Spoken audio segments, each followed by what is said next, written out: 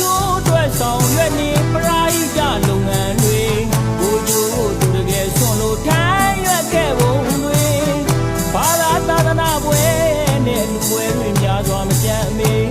ရှေ့ဆုံးကနေပရာဟိတကျိုးတော်ဆောင်ကြီးနေရာတကာ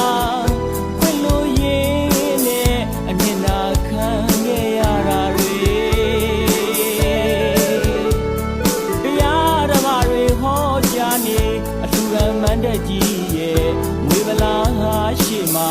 တာရုတာရုတာရုခေါ်တဲ့တွေကောင်းမှုတွေတောင်းစုချွေအထက်ဘဝတို့ဉာဏ်စီဝေပရာဟိတအကျိုးတော်ဆောင်ကြီးကောင်းတဲ့စိတ်ဓာတ်တွေတရားမျှတပုံလေးတွေဘောဘောတင်ကုန်ယူလောက်တဲ့သူ